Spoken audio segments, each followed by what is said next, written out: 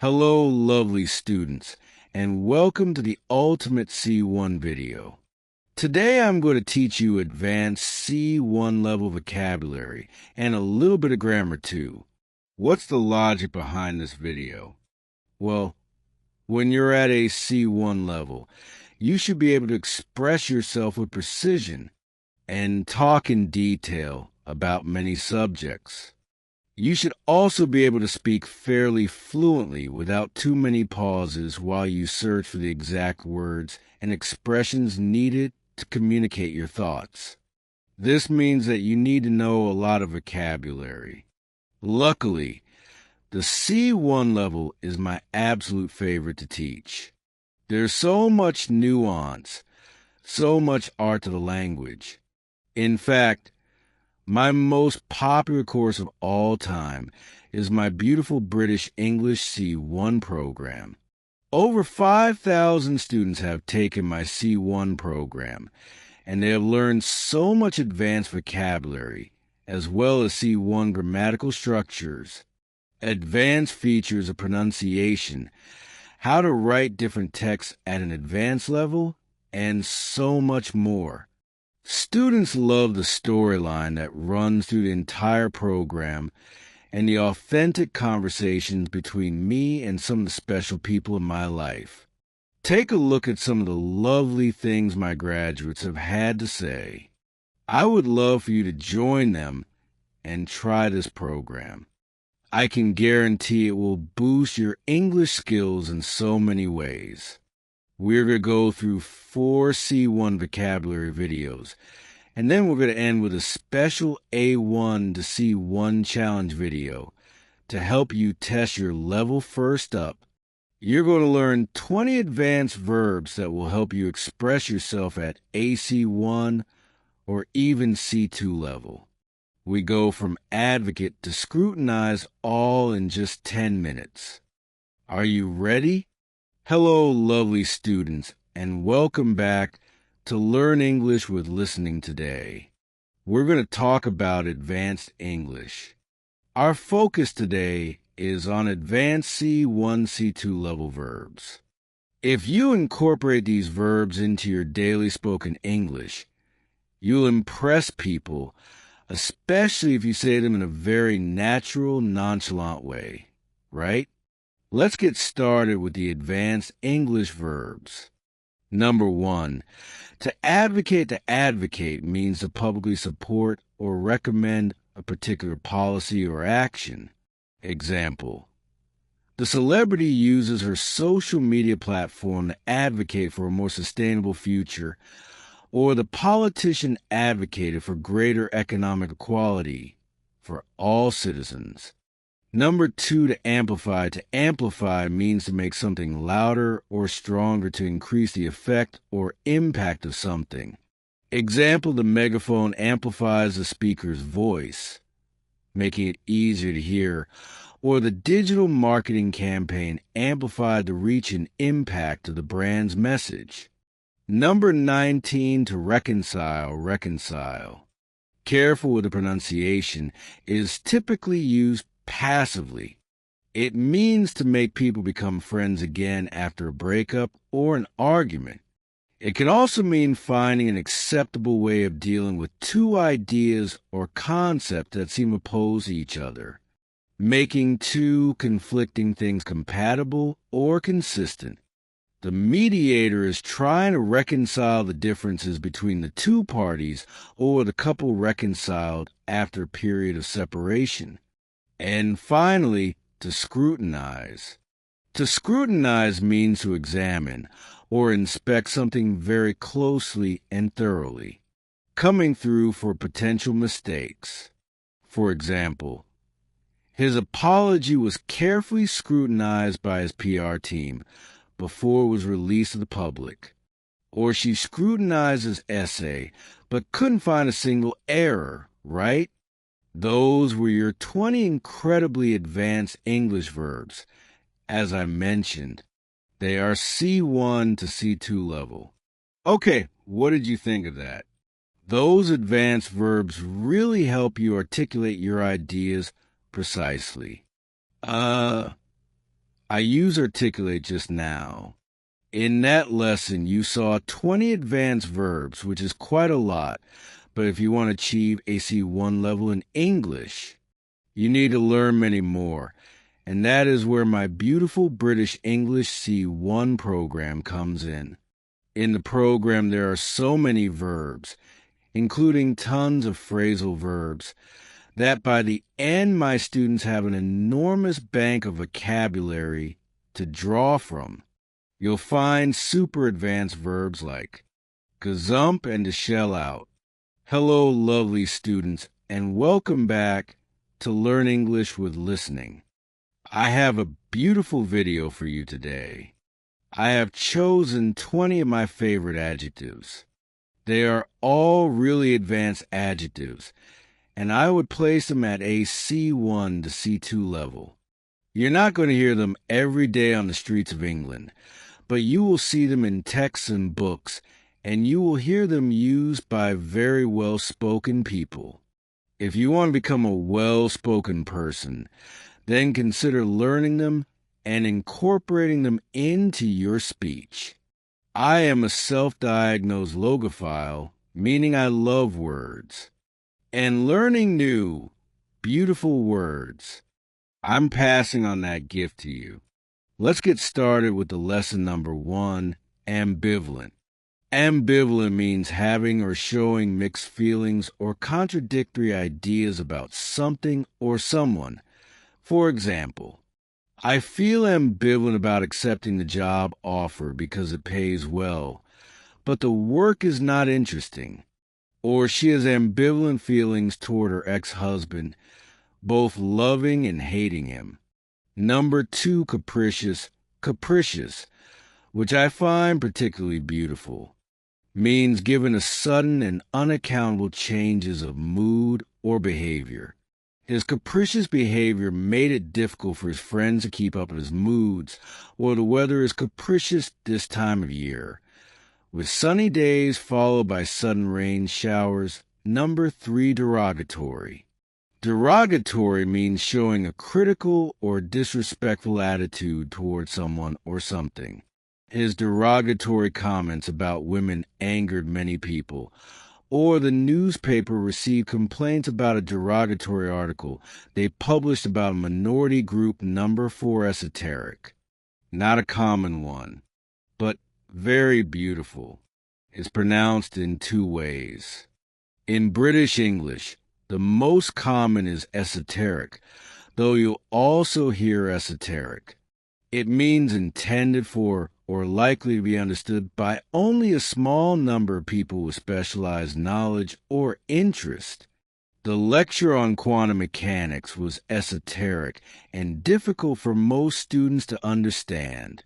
Or the chef's recipes are esoteric and require knowledge of specific techniques and ingredients. Number 5, flippant. Flippant means not showing a serious or respectful attitude.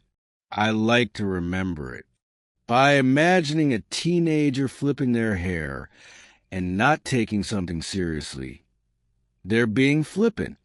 The politicians' flippant comments about the pandemic angered many people, or your flippant attitude toward your studies led to these poor grades. Next, resplendent. Resplendent is often used with or, and it means attractive and impressive through being richly colorful. The sunset over the ocean was resplendent with colors of orange and pink, or she was resplendent in white and gold. She walked down the aisle on the arm of her father. Do you see how we use it both with and in? Next, love this one. I know I say that about everyone, but I just genuinely love these words. Subservient. This means prepared to obey others without question, unquestioningly. It's often used in a negative way because if someone is subservient, they're often easily exploited. For example, the assistant's subservient attitude towards her boss led to exploitation, or Gloria refused to give up her career and accept a traditionally subservient role. Next, we have supercilious. Supercilious. That one's so fun to say. If you're supercilious, you behave or look as though you think you are superior to others. His supercilious demeanor towards his audience was met with disapproval. Or her writing often has a supercilious tone, which makes it hard to connect with. Tenacious. Do you remember the band Tenacious D?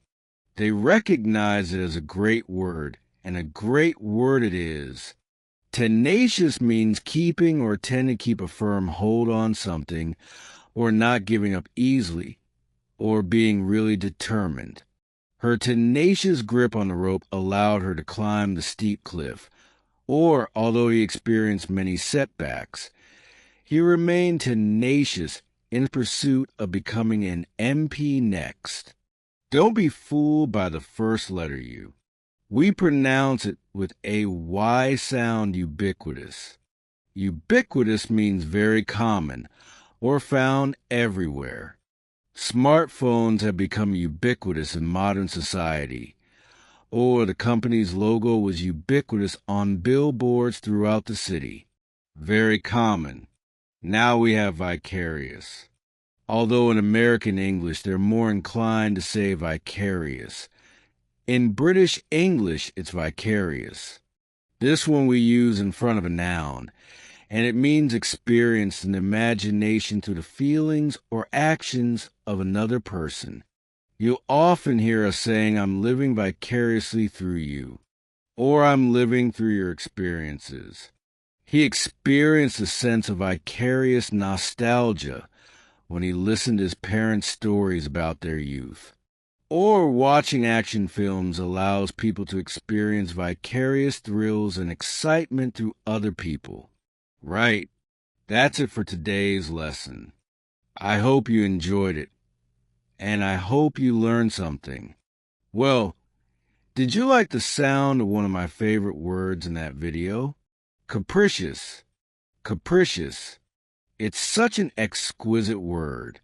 Some of those adjectives were really advanced, and they are guaranteed to help set you on the path towards achieving an advanced level in English. A huge part of being at C1 is having the ability to produce clear and detailed descriptions. So adjectives are crucial, but 20 adjectives aren't enough. You'll need many more. You can find them in my beautiful British English C1 program. A lot of the words in there really are stunning. Like whimsical and palpable, they sound so nice. Next, we're going to learn how to describe physical appearance in advanced English. Say goodbye to he is tall, and say hello to he's a bit lanky. Are you ready? Let's go. Hello, lovely students, and welcome back to Learn English with Listening. In today's video, we're going to talk about appearance, but we're going to go way beyond the phrases you learn when you first start studying English. You know, I have blonde hair and blue eyes. Instead, we're going to learn how to talk about appearance at a super advanced level, using C1 and even C2 level words and phrases. Basically, we're going to talk about appearance on steroids, not literally. All right, so let's talk about appearance. I'm going to talk to you about my journey with my appearance, starting from childhood and then moving on to how I might look in the future. Yikes. Let's start with childhood. I have nearly always had long hair, and my cascade of blonde hair made me look quite angelic when I was little. But a quick chat with my parents would soon dispel that misconception. My brother was adorable. All children are cute. He had these gorgeous dimples that people tease him about sometimes, but I always adored them. Okay, there are two words I want to pick out here. Firstly, we have angelic. Angelic means like an angel, angel-like. We can use it to describe appearance, but also personality if you're beautiful, or if you're good, or if you're kind. Allie had an angelic smile, and no one could stay angry with her for long. The second word is dimple. Dimple is such a cute word. A dimple is a small crease or indentation next to your mouth, normally here or on your chin, whenever she smiled. Her dimples would appear, making her look even more charming. Now, let's move on to the teenage years. Like most people, my appearance was quite important to me back then. One of the first things I did when I turned 13 was grab a pair of tweezers and pluck my eyebrows into submission. I regret it so much. I also used to compare myself to my friends a lot, and one of the sticking points was my complexion. As you can see, I'm pretty pale, ghostly, more like, and I used to be so jealous of my friends who would come back after the summer holidays totally sun-kissed. I've always been a bit, shall we say, vertically challenged, which never really bothered me. On the other hand, my husband was very lanky when he was a teenager, but he's filled out now. All right, a little bit more vocabulary then. Firstly, tweezers. These are tiny tongs, the tool you use for grasping and removing small objects, such as splinters or hairs. Alex used tweezers to remove a thorn for his finger. Next, the verb that goes with tweezers, to pluck. You can say to tweeze, but to pluck is more common. This means to pull out hairs with tweezers or your fingers. We also pluck a string when we play the violin. We strum a guitar, but we pluck a single string on a harp too. Jules plucked her eyebrows every week to maintain a neat appearance. Another word I really like is complexion. Complexion refers to the natural color, texture, and appearance of your skin, especially your face, for example. Lots of English people have quite a pale complexion and burn badly in the sun. Then we have the fairly slang adjective sun-kissed. Sun-kissed basically means tanned. It means kissed by the sun. When you're tanned, you have a browner skin color because of sun exposure. Jane looked like a vision with her summer dress and sun-kissed skin. Number 11 is windswept. Windswept means looking like you've been in strong wind, and we often use it to talk about hair. An example, you look a bit windswept. Have you been outside in the storm number 12? I love this word, scruffy. Scruffy means untidy or dirty in appearance. When I walk my dog, I put on my scruffiest clothes because I know they're going to get muddy. Next, we have a lovely phrase, to scrub up well. To scrub up means to look nice when you make an effort. I grew up in a really rural area in England, and most of my friends were farmers. So 99% of the time, they were in dirty jeans, t-shirts, and had windswept hair. However, we loved to party, and when we had a party, we would dress up to the nines wearing our most elegant clothes. The most common phrase I would hear when we saw each other in nice clothes was, "Wow, you scrub up well, don't you?" It means you look nice when you make an effort and actually wear nice things. For example, Pete is usually in shorts and a t-shirt, but he scrubs up well on special occasions. The final word from that section is posture. Posture means the position in which you hold your body, particularly your neck, shoulders, and back, when standing or sitting. Grace used to be a dancer, so she has wonderful posture. Notice how I pronounce it? Posture. That's because a T and a Y sound together make a CH sound, like in Tuesday and tuna. Now on to the scariest part of this lesson, the future. Looking far into the future, I can clearly visualize myself and Will. Will's salt and pepper hair will be popping, and my hair will be all white. We'll have a lot more wrinkles, and there will be crow's feet around our eyes. But I plan to embrace them. They tell the story of a lifetime of smiles and laughter. And yes, there will be frown lines from when our children do something naughty and stress us out. Finally, 3 words and phrases to pick out from that text. Firstly, salt and pepper. And I'm not talking about seasoning. We often use it to describe hair that is 2 colors mixed together, one dark and one light, often white and black. You will sometimes hear people say pepper and salt hair, but salt and pepper is the more common order.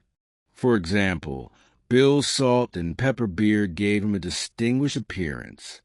Next, we have wrinkle. This is a slightly lower level word. But just in case you need it, a wrinkle is a small line on the skin often caused by aging. For example, there were fine wrinkles across his forehead that showed the passing years. And finally, we have crow's feet. You know what a crow's foot looks like, right? It's like a little triangle with prongs. We imagine that a crow has kicked us in the face, and we have crow's feet here, the small lines around the corners of your eyes caused by aging, but mostly by laughter and smiling. Lots of people call them laughter lines. For example, Levi's crow's feet were evidence of a life filled with laughter and joy. All right, that's everything for this video on describing appearance, more or less at AC1 level. At higher levels, it's hard to say exactly which word belongs to what level, but in general, this was fairly advanced. Now I have some homework for you. I'd like you to describe your appearance. Or, if you don't want to describe yourself, the appearance of celebrity or someone you adore. Try to use some of this vocabulary if you can, and bring in other, more advanced words and phrases. I'll be looking at as many as I can. I'd also love to know if you've experienced a similar journey with your appearance. How many of you can relate to looking a bit unkempt in the mornings or evenings or at any time of day? So there were a lot of words describing appearance in that video. But what about personality? After all, it's what's on the inside that counts. In my C1 program, we go into great detail on the topic of describing character. You'll learn when to describe someone as a wallflower or whether inquisitive is a positive or negative characteristic. You know the drill by now. The link's in the description box if you want to join. Okay? On to the next vocabulary lesson. In this lesson, you're going to learn 21 advanced phrases to talk about lifestyle and well-being, people, and work. Are you ready? Hello, lovely students, and welcome back to Learn English with Listening. Today, we're focusing on an advanced level of English. This is a C1 level vocabulary lesson, and we're going to dive into 21 advanced English words and phrases that will significantly elevate your level of proficiency. The words and phrases are divided into 3 topics: lifestyle and well-being, people, and work. I'll give you a short quiz after each section to check if you remember what you've learned. Let's start with lifestyle and well-being. Firstly, we have at face value. At face value means accepting something as it appears to be without questioning its true nature or authenticity. For example, you shouldn't take everything you read about nutrition at face value. Always verify that the information is from reliable sources. Next, we have to have a crack at something. This means to attempt or try something, often for first time or with great enthusiasm. For example, even though she had never tried rock climbing before, Tara decided to have a crack at it during the team building event. Another nice phrase is to burn the midnight oil. This means to study or work late into the night, to complete a task, prepare for something, or meet a deadline. For example, with exams approaching, Sarah found herself burning the midnight oil to cover all the required material. We also have to strike a balance. This means to find a compromise or middle ground between 2 competing factors. For example, it's essential to strike a balance between work and leisure for a healthy lifestyle. Another phrase to let off steam means to say or do something that helps you release anger or frustration. For example, I was so furious that I had to go for a walk around the block to let off steam. Another lovely phrase is to count one's blessings. This means to make an effort to be grateful for the good things in your life. For example, when I'm feeling down, I try to remember to count my blessings and be grateful for what I have. Sometimes we use it sarcastically. If someone is being ungrateful, we might say, count your blessings. There are people worse off than you. The final one in our lifestyle and well-being section is to bloom. This is often associated with flowers, but when a person blooms, they become healthy, happy, and confident. For example, Carl bloomed during his 6-week holiday in the countryside, thanks to the fresh air and healthy food. First break. First quiz. What can you remember from what I just taught you? Firstly, which word is missing from this sentence? I'm going to have a Ahi Arka at kayaking today. I'm nervous, but I'm sure it will be fun. I'll give you 5 seconds. It's crack. Well done. Okay, next, if I'm really angry and go for a run to calm down, what am I doing? Am I letting off steam or be letting out a scream? It's a letting off steam, although letting out a scream would work too. Lastly, which of the words I just taught you means to develop healthily and happily? It was bloom. Well done if you got it right. Moving on to talking about people. First, we have to stick one's neck out. This means to take a risk, or expose yourself to possible criticism or danger by doing or saying something. For example, despite the controversy surrounding the issue, Jane decided to stick her neck out and support the new policy. Another term is a knee-jerk reaction. A knee-jerk reaction is an immediate, automatic response to a situation, often without careful consideration. For example, when we heard about the increase in crime rates, our knee-jerk reaction was to insist on more police patrols in the area. Another phrase is to split hairs. This means to argue or worry about very small, unimportant details or differences. For example, sometimes I feel like my husband splits hairs over insignificant matters, and it leads to unnecessary arguments. Another relevant phrase is pecking order. Pecking order is a social hierarchy in a group where everyone is aware of the levels of importance. For example, there's a clear pecking order in their group of friends with Sally at the top. Now, the next 3 words are adjectives used to describe people, and the first one is shrewd. Shrewd, and this describes someone who is good at understanding and making judgments about situations. They're often quite good at taking the emotion out. A shrewd person is able to make decisions that will give them an advantage. For example, CLA was a shrewd business person, and she made several wise investment decisions when she was still young. Next, number 13, we have obstinate. Obstinate. And notice how I pronounce it with schwa at the end. Obstinate, not obstinate.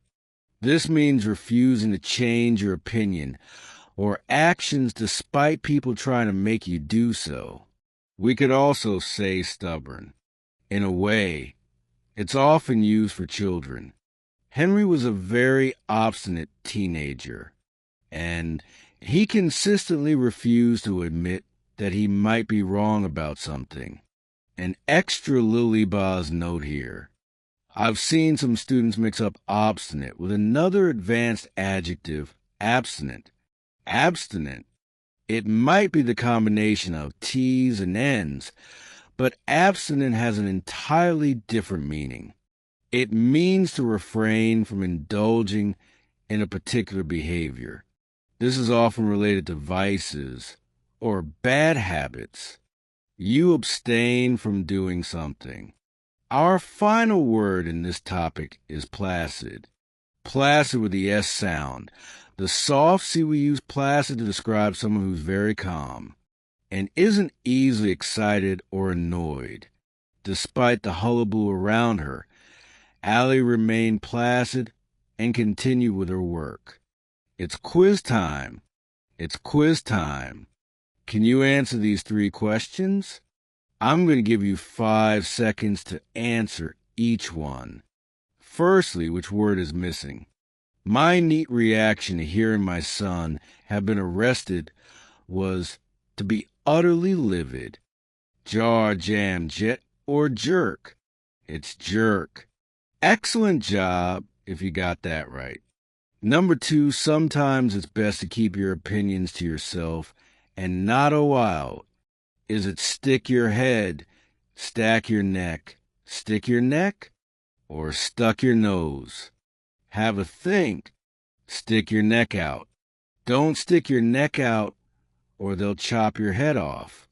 And the third one, which words that I just taught you are synonyms for these words? Calm and stubborn. Which 2 words are synonyms? Placid, obstinate. Bonus points if you got the pronunciation right of obstinate. Okay, let's move on to our last section. It is work, and our first phrase is to pull some strings. To pull some strings means to use your influence or connections, often secretly or unofficially, to achieve a desired outcome. By pulling some strings, Tom was able to get his sister a prestigious position at a London-based accounting firm. The next one is to have a field day. To have a field day means to take advantage of a situation, typically for personal benefit, and often at the expense of others. For example, when the news of the scandal broke, tabloid journalists had a field day writing sensational stories. Next, we have to be privy to be privy. And note that pronunciation, not privy. Privy. This means to have access to or knowledge of secret or confidential information. The CEO's assistant is privy to all the important decisions in the company. Another one I use quite a lot is on the back burner. If something is on the back burner, it's low priority, and it's not being dealt with at the present moment. Let's put this project on the back burner and focus on more pressing matters. I'm really busy. I put lots of things on the back burner. Next, we have an adjective, cushy. I wonder if you can guess what it means. It's very similar to another word, cushion. If something is cushy, it means it's very easy, requiring little effort, comfortable. Sometimes people say cushy as well. This is slang, but we use it in professional situations. Ellen got a cushy job that pays well, but allows her lots of free time. Number 20 is a fantastic idiom, to get your foot in the door. To get your foot in the door means to enter a company or organization at a low level with a chance of being promoted or being more successful in the future. Lena got her foot in the door as an intern, but she worked her way up to department head in just a few years. And my final phrase for you is to go belly up, and we use this to talk about companies. It means to fail completely and to have to close. The business went belly up after just a year of trading. Okay, it is that time again. Quiz time. Which word is missing?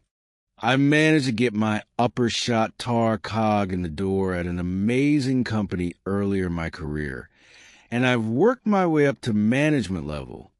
Head, foot, leg, or hand. Foot. You get your foot in the door number 2. You know the Prime Minister, right?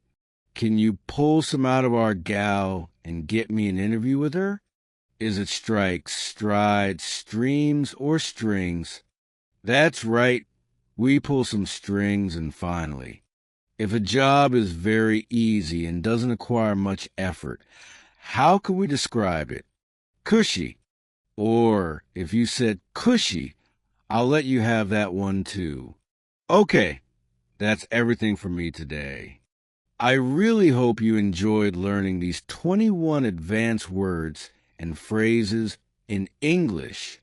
There were some amazing phrases in there that you can use in so many contexts. But as you know, 21 phrases aren't enough to get you to an advanced level. What can help you achieve that? You guessed it, the C1 program. It is jam-packed with advanced phrases like a glutton for punishment and to scare the living daylights out of someone. All of the information is in the link down below, right? We finished the vocabulary section of this video. Now I've created a challenge with 20 questions ranging from A1 to C1 level, so you can check whereabouts you are in terms of your English level. This is not a dedicated level test. It's a fun challenge for you to see how far you can get through the CFR levels. Are you ready? Let's go.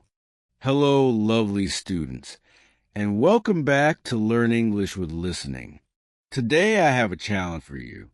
I'm going to ask you 12 questions for at A1 or A2 beginner level, for at B1, B2 intermediate level, and 4 at C1, C2 advanced level. Answer as many questions as you can and see how far you can go. After each question, I will explain the answer meaning. This video contains 12 mini lessons. I'm going to give you 5 seconds to answer each question, but you will probably need more time, so use the pause button. Please keep count of your score and share it with me in the comments section when you're finished. Let's start with beginner level questions. Number 1, choose the correct option to fill in this gap. There aren't books on the table. Is it a some or be any? I'll give you 5 seconds. The answer is any. There aren't any books on the table. We usually use any in negative sentences with plural or uncountable nouns. Okay, let's do question 2.